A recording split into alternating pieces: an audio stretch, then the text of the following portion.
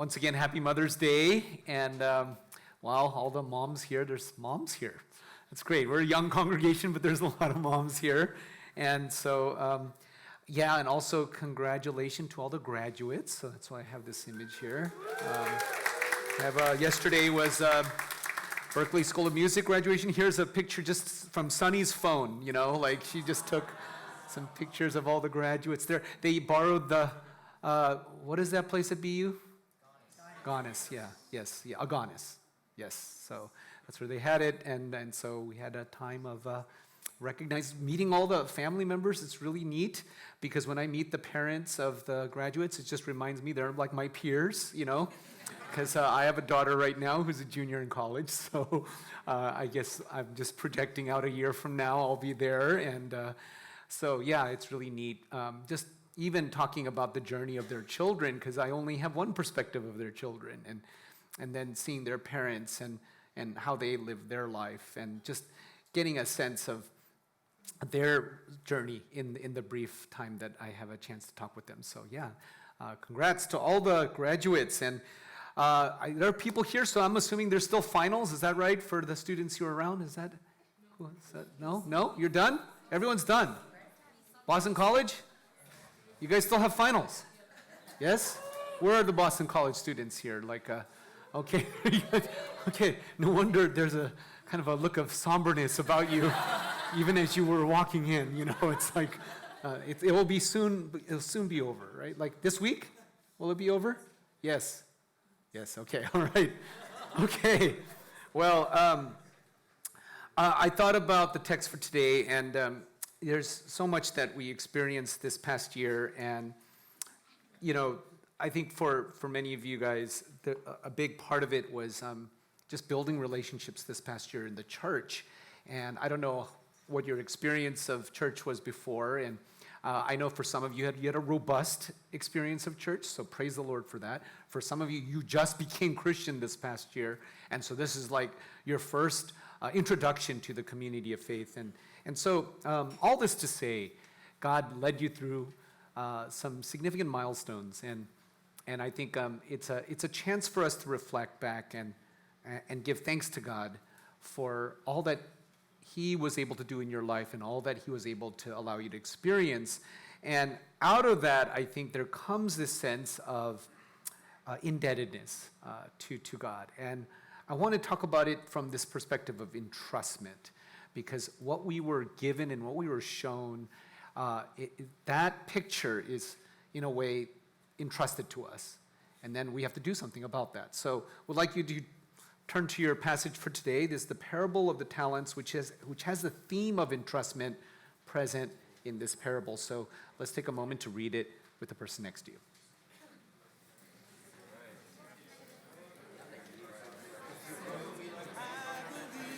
You are my portion.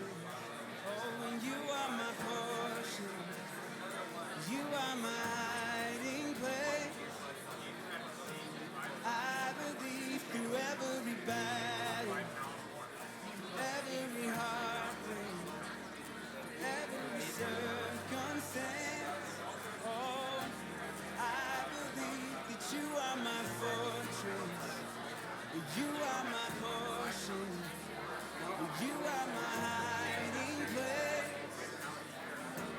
I believe you are the way,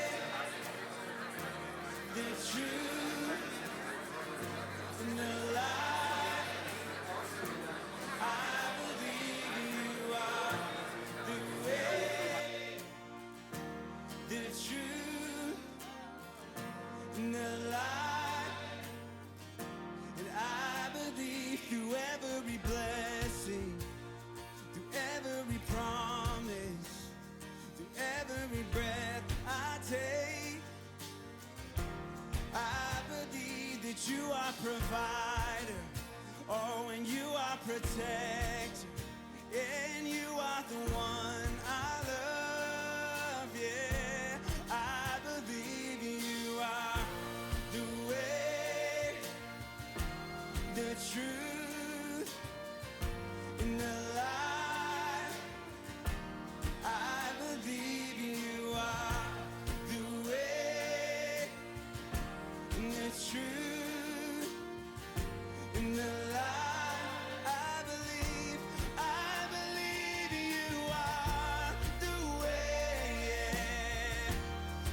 true in the light. I believe you are the way. All right. Okay. Well, it's a familiar parable to most of you, I'm sure, and today I want to talk about it around these themes that we've been entrusted with much. Start using your talent. Fear affects your ability to invest your talent, and wasting your talent is wicked. So I want to start with that first theme of we've been entrusted with much. So it says in verse 14, "For it will be like a man going on a journey who called his servants," and it says it was entrusted to him. So let me see if I can get this to work here. Entrusted to them his property. And to one he gave 5 talents, to another 2, to another 1, to each according to his ability. Then he went away. So man, it says he's going on a journey, and he calls his servants, and it says he entrusted his property to them. And it's interesting because in the context of those days, there's a big disparity. There's a big gap between the owner or the landowner or the person that is the property owner and the servants. It's like a huge disparity, huge gap. And yet there is this delegation of authority in this parable from the owner to his servants, which is very unusual to do in those days. And it says that this man gave 5, 2, and 1 talents, each according to his ability. Now the word talent here is like a unit of weight. It's not what we would imagine here in like the English language when we think of talent, your ability, your skill, your ability to do math, your ability to sing, whatever it might be. It's actually just a unit of weight. And that unit of weight was actually like a monetary unit back in those days. So I just calculated it. 1 talent back then would be equivalent to about 20 years of labor. 20 years of labor for doing minimum wage. So if you project that out in today's modern terms, probably about over $500,000 is just 1 talent. 1 talent. So even the person that's entrusted with 1 talent is entrusted with a lot, which is why I said that here's the first theme, that we've been entrusted with much. Now, before I get to the much part, to be entrusted with anything is actually a heavy responsibility. I don't know if you've ever been in the library or a cafe and some stranger comes up to you and says, "Can you watch my stuff? Can you watch my laptop?" And then I don't know about you, but I can't continue to work. I have to watch the person because it's kind of stressful. He's entrusted his possessions to me, and so I got to make sure. And even though actually the chances of someone taking anything is very unlikely, I still feel a great sigh of relief when the owner comes back and says, "Thank you." I said, "Yeah, no problem." So just this idea of entrustment, even in that little example, intuitively, it's like a burden, almost a heavy responsibility. How much more the kind of responsibility that these servants must have felt if even the 1 talent person to be entrusted with over $500,000 in the property. Man, he was given a lot. And so in the context of this parable, we're talking about talents. But if we were to do a metaphor here, like what does that talent represent? It's like a lot. It's very precious, and it's entrusted to us. And so I think one way that we've often thought about this, and I think Jesus intends for us to think about it this way, is that talent is our life. It's our life is that talent, and because our life has been given to us. And that's historically the case. And on Mother's Day, that's so appropriate because literally our moms gave us birth. And we didn't earn it. We didn't somehow work hard for it. Somehow we were just given birth by our moms, which is why we have Mother's Day. And we write, at the very least in our cards, I hope you write, "Thank you, Mom, for giving birth to me." That just basic, fundamental level that will never change, that fact. So, of course, that's with our moms, but even prior to that, this idea that God has given us life. He is our creator, and therefore he has an even more fundamental claim over our life. So in that sense, our life being that talent, we've been entrusted with our life because we didn't earn that. We didn't work for that. We received that life, and we receive everything associated with that life, meaning not just me, I'm living, here I am, but my brains, my skill set, my my personality, all that gift mix is thrown into this thing called my life. And so we've been entrusted with a lot. So what does it mean then? What are the implications that we've been given a lot, that we've been given this life? Well, first of all, it means that God has total ownership over my life. And I know that that's not intuitive, because last I checked, this is my life. So I'm going to go and I'm going to get educated and I'm going to do things with my life. I have places to go, and I have things, and I'm going to leverage the skills and talents given to me to do whatever I want with my life. I know that's very intuitive, but you go back and you reflect more, and it's actually no, like we've been entrusted with this life so that we mustn't squander it, but steward this precious life well if God is the owner. Now, another way to think about the talent, it's not just our life, but those of us who are Christian here, we've been given the gospel message. That's another way to think about the talent. This message of sin, forgiveness, redemption, eternal life, like we somehow received that through people that God sent, and we were saved, and we just saw that in the video. What a precious thing that it was. And it's not just the message that we received. It includes the concrete, vivid ways in which the gospel was like lived out. This message was lived out for you. To the extent that you've been able to see that, that too is a talent. Now, I look back on when I was an undergrad and when I got to college, and I didn't attend church my freshman year.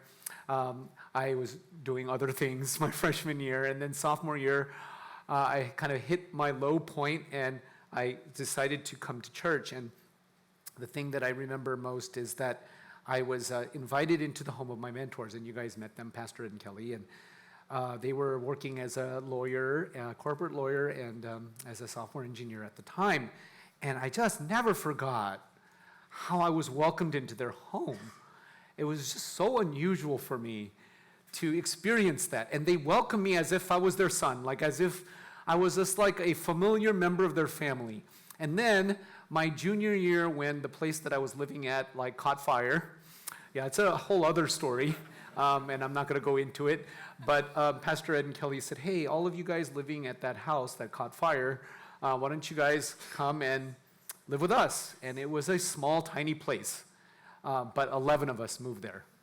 11 of us junior guys. And if you've ever lived with guys, like if you have brothers, you know what that's like. If you have like, imagine 11 brother siblings in your house, you know? And so we were not fully formed yet, you know, like I think we were there, we used the garage as our closet.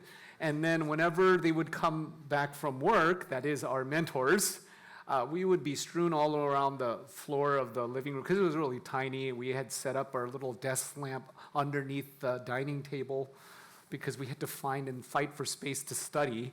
A little light there, and we're all like, and then when they come home, it's like, oh man, all of us, like trying to not step on us, although Pastor Ed sometimes deliberately stepped on us for just, I don't know, just for humor's sake. But I just like looking back on it, like the way I recollected, what a precious thing I saw. We ate their food, didn't have to be that way. We were given housing, free housing, didn't have to be that way. We inconvenienced them. We took them out of their, and now as a parent, like they had no privacy, and they had a little 1-year-old child, and they had no privacy. And I saw that, and And I remember talking to Pastor Ed one time. He was at the banister of his, it's actually a 2-story, but really tiny space, but he was looking down on all 11 of us. I went up there, like, what are you looking at? And he said, man, this, what I had dreamed about, to have college students in my house. I did not expect that. Like, I thought he was looking at us and like, oh boy, this is not a good situation. But it really stuck with me. And my life has been a long response to what I saw. If the talent represents the gospel, lived out in people, the question becomes, what am I going to do with that? How am I going to steward that? How will I, in some sense, properly honor all that I have received, because that was just given to me? And it's not in the spirit of being burdened by what I saw, but out of a sense that I had the privilege to witness that. Not many people got a chance to witness that. And that picture of a double income couple welcoming college students who they don't know into their home with a 1-year-old child is something so rare in today's world. And I have been reflecting over it in moments, and it still glows in my heart. So we've been entrusted with much. What has God entrusted to you? What have you seen? What have you experienced through the gospel? And more fundamentally, let's remember He's given you your life. And it's not to do with it however you please, if God is God and He's our creator. Secondly, start using that talent. Start using that talent. And I say it in quotes, start using that talent. He who had received the 5 talents went at once and traded with them, and he made 5 talents more. So also he who had the 2 talents made 2 talents more. So the first 2 people, it says, they went at once. Not sure if that means, I think one way to think about it is their response was quick. It was immediate. They had a sense of urgency. And what is it that they did at once? I think if you could just kind of practically play this out, it wasn't they just jumped into work. They had to think that through. They opened up a Google sheet, or I don't know, I would imagine planning it out. Or at least at the bare minimum, they had to make a decision. That they had to do at once. What am I going to do with this entrustment, with this talent? And the 5 talent person, I've been given 5 talents, 5 times $500,000. I've been given that. What am I going to do with that? First is, I'm going to do this. I'm going to make a decision to do this and not this. I'm sure he had plans. I mean, this is a servant after all. He probably didn't have a lot of plans, but at least he had his own notions of what to do with, quote unquote, his life. But now he had to make a decision. No, I've been entrusted with this. I'm not going to do that anymore. I'm going to do this. So it started with a decision. And then he had to follow up on that decision. So I think, as I thought about us here, thankful that for many of you, I see that response, that at once. Once I think the gospel started to convict you, and I see many of you responding at once. And a lot of you signed up for youth camps and things like that. And but also, I think I would encourage you to think about the decision that you need to make this summer. You witness a lot, and it comes down to a decision. What am I going to do, and what am I not going to do? And that decision needs to involve something for God, because you've been entrusted with this. And what does that mean? It doesn't have to rise to the level of like a youth camp. Like, of course, that's certainly one way that you could do something at once. But I think another way is like, like I was talking to someone, they moved in with a Christian roommate. Yeah, they wanted to commit to start cooking and hosting people. That was really neat to hear about that. Like, as they were given meals, now they want to use their apartment to cook and host people. And then to that, I'd say you need to learn some skills. For example, you need to know how to cook. And so hopefully this summer, we will provide that context for you and help you to learn how to cook for people and learn some good dishes. And believe me, we have a lot of, like, if you want to have a guinea pig here, like, so to speak, we have a lot of people who's willing to eat your food if you invite us over. Point is, we need to start using our talent, which will then produce in you, I think, a inertia, like a forward momentum, before you end up changing your mind or you start to lose your will. Just like these two guys, 5 talent, 2 talent. They went at once, traded with them, and he made 5 talents more. He also had 2 talents. He who had the 2 talents made 2 talents more. So, I think that's a concrete way to apply this. But I think really the focal point of this parable is in the third person, the person that received 1 talent. What did this person do? In verse 18, it says, "But he who had received the 1 talent went and dug in the ground and hid his master's money." Yeah, like I think this idea of, like, why would this person just literally just bury this talent in the ground? And so imagine this was a skit. We just finished Acts 2 Live, so imagine you're coming up with a new skit for Acts 2 Live. I don't know, 2 friends come into the house, and one of the friends says, "Yeah, my dad said that when I've come of age, I don't know, there's something hidden in the attic of my house, and you can go up there, find it, and open it. And so let's do that today." So they go up, and this is being way over dramatic. I think just go up there, and then there's this package, and then in the package inside, let's say, imagine like there's like a sheet, and it's like a deed that actually, if he were to sign it, if the son were to sign it, it's like 500 acres of property, and all the money in the savings account, whatever it is entrusted to him. And what if that son said, but his friend said to him, "Hey, so what are you going to do with it? Oh my gosh, go sign it. What are you going to do with it? There's so much you could do with it." And then he reads the other letter and says, "Oh yeah, my dad's a philanthropist. You should build a youth camp with it. You should build an orphanage with it." And let's say the son goes, "No, I'm going to go get my shovel, and I'm going to bury it, this deed." Okay, this is just a ridiculous example. But it's like, can you help me dig that hole? I know it's surreal, but this idea that burying something that's been entrusted to you, what is wrong with that? This person ends up doing that. And I think we need to kind of wrap our mind around just the wickedness of it. And I'm going to talk about that in a bit, but just a direct implication of this is, if you're entrusted with a lot, going back to my earlier example, like, you need to do something with it at once. And I think that I used it as a deed or something, but it's really, we're talking about time. We're talking about your time.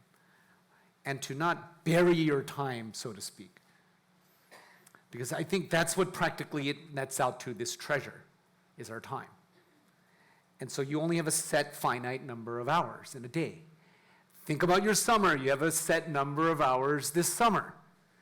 Like, if you were to actually come up with a schedule and get like 7 days out of the week, 24 hours, and you subtract, sleep and eating and all of that stuff and your internship and all of that, what is your discretionary time that's left over?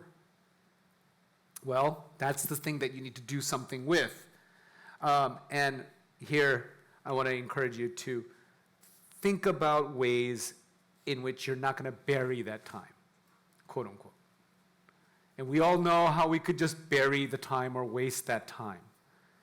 But man, hopefully you'll have this attitude this summer.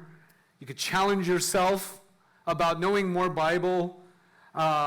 Hey, if you want to read books on missionaries, those YWAM missionaries books are really, really, it's simple but stirring. Read Course 101, train yourself. Get together, do it with others, because I think to just do it by yourself is hard. Dream together. We used to have a prompt that we would ask college students to think about is, if you could do anything in this world for God with 3 or 4 friends, guaranteed that you would not fail, what would you do? Yeah, what would you do for God? and then dream those dreams together and think about that and start making progress and use your time in that way. So, digging it in the ground and hiding his master's money, literally burying the time. So, the third part is fear affects your ability to invest your talent. Fear affects your ability to invest your talent. He also, who had received the 1 talent, came forward saying, Master, I knew you to be a hard man, reaping where you did not sow, and gathering where you scattered no seed. So I was afraid, and I went and hid your talent in the ground. Here, you have what is yours. It says, I was afraid. That was his excuse. I get that. You get that? Like, you understand that? When you're afraid, you tend to get paralyzed. It dictates our choices, what we will attempt or not attempt. And I think we can overcome our fears. Because I think we all intuitively get, like, when we're fearful, we don't want to do anything. We just want to hide it and bury it in the ground. I'm too scared. I'm afraid. And but research shows that when you talk about what you're afraid of, such like, I'm so nervous, like, for example, if you share that with your friend, then that nervous level goes down, actually. So even in that one example, you could actually, like, deal with your fears in that way. So what is the biggest fear? It's like, I was afraid, and I went and hid your talent. What is the biggest fear, I think, that people grapple with? I think it's one of the biggest fears is the fear of failure. Like, if I try this, I'm going to feel lame. I'm going to feel like I'm not good enough. I'm not competent. I don't measure up. And of course, that feeling of, like, doom and gloom when you feel like you're going to fail a lot of it is self-imposed. Like, am I good enough? Am I good enough? But that experience is real. And so it says, Master, I knew you to be a hard man. Master, I knew you to be a hard man. That's his perception of the man who gave the talents. It's like the least charitable way to think about a person. But that's the thing. I think we tend to, under our own harsh judgment of ourselves, we imagine that others are thinking the same way about us, like in that same harsh way. So then it's like, Master, I knew you to be a hard man. Why does he think that way of this master? His master's entrusted him with 1 talent. He thinks that way because that's how he probably views himself. Like, oh my gosh, I'm so not there. I'm so not blank. I don't do this enough. I'm not talented enough. I'm not good enough. I'm worthless. You know those voices. So over time, what happens to a person who gives into that fear?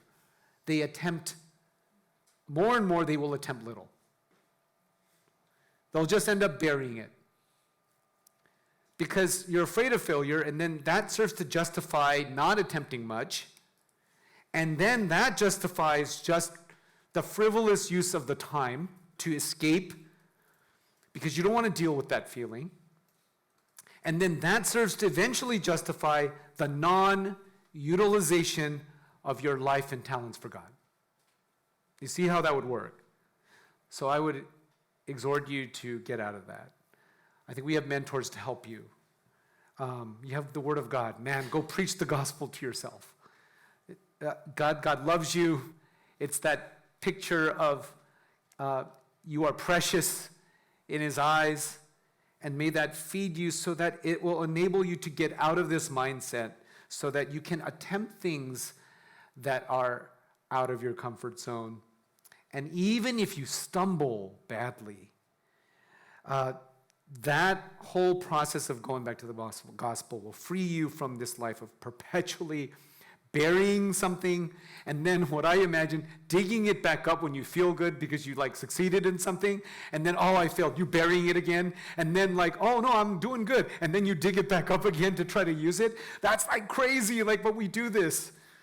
We go back and forth, and in that process of going back and forth, we waste a lot of time.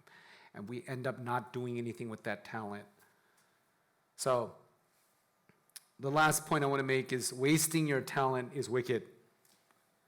It says, you wicked and slothful servant, you knew that I reap where I have not sown and gather where I scattered no seed. And I can understand the slothful, lazy part, because when you're like not doing anything with the talent, that means you're not expending any energy, not only physical energy, but you're not like using your brain. It's not like you're using it for creative purposes. So I could see, okay, this person who buried the talent was slothful, was lazy, but wicked?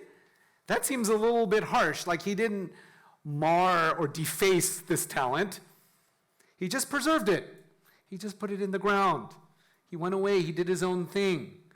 And why then, like, what's so bad about that? Why then is it considered so wicked? Why is that the pronouncement of this man when he comes back?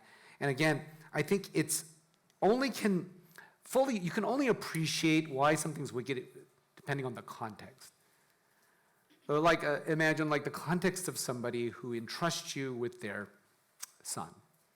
Like from a foreign country, they send, you live in America, I'm going to send my son to you. Here's some resources, here's money, here's a car, I'm going to pay for your rent. If you could just help my son.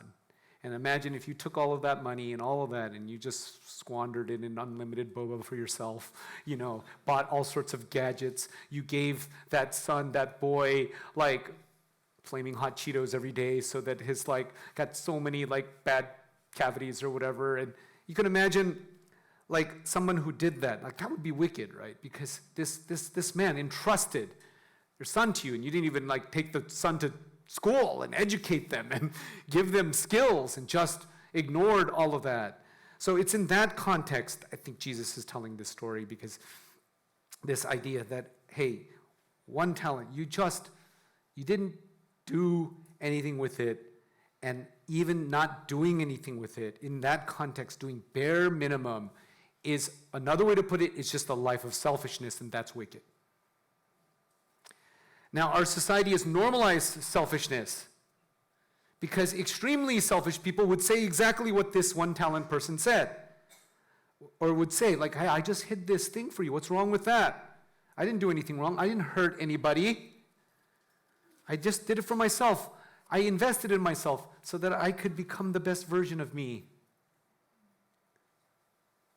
And that's all normal. But from God's point of view, it's wicked. To be a Christian is to recognize that you owe something to God, as I said at the beginning, that you're obligated. And God has a heart for the world. He sees people who are lost. He sent his own son, Jesus, to die and bleed for our sins, and for us to not do anything with that and just focus on the best version of me. Yeah, God calls that wicked, that level of selfishness. So I want to ask you, do you have this sense of obligation because of all that God has given you? To be obligated to another, especially someone who is not your family, is such a far cry from that instinctive selfishness that we all feel that is so right at times. It feels so right. But God grieves over the world, and he understands that there are lost souls that need to be saved.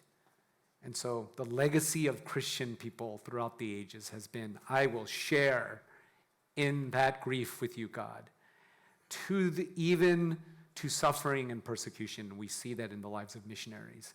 We see that in Christians who really tried to live out their faith. They did not live a selfish life.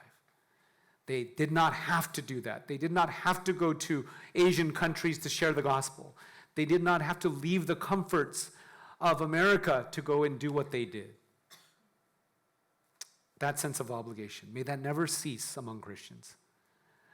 That we would go wherever God sends us, and that we wouldn't bury it and justify that selfishness as an okay way, an okay version of life.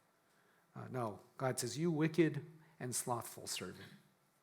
So I want to end by saying that concrete picture of how we are to do this. May we never lose this, because I think the way I experienced it, at least at our church, is people, that sense of obligation toward others it's just really loving each other by helping somebody when they've lost their job, or financially supporting them, or I don't know, even something basic as giving rides, and when there's a need, buying meals, when you know your friend is not in the best financial situation.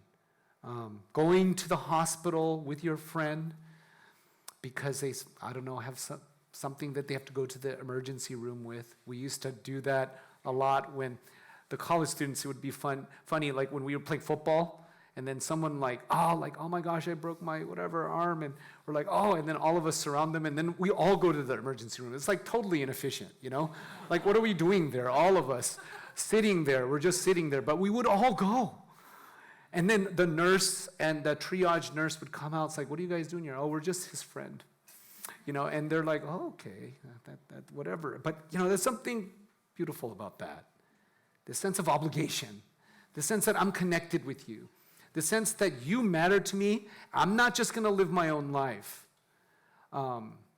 May that spirit continue in our church for this generation and the generation after. And the generation after. And so the last verse, verse 23, when the master said to him, well done, good and faithful servant. You have been faithful over a little. I will set you over much. Enter into the joy of your master. So the landowner says, well done, good and faithful servant. And then person 2 with the 2 talents and 5 talents got exactly the same commendation. And then what does he say? I will set you over much. Now, I know I'm kind of reading into this, but when I think about I will set you over much, it means that he's going to give him more responsibilities. But what that means to me is, like that individual doesn't suddenly become a superhuman. Because right now it's like, oh, I'm barely hanging on. I will set you over much. Oh my gosh, how am I going to be able to handle that? But I kind of read into this as responsibilities increase, as things scale. There's no way that one person could take on that. And so I picture this as God saying, I give you the church. You're faithful, and your brother and sister is faithful. Together, I will entrust you with much. As it scales, as responsibilities increase, as you get older, together you can be faithful. And you can do a lot with that. And so he has entrusted you with your life. He has entrusted you with this talent. And he has given you this resource, the church. And we could do some things with that.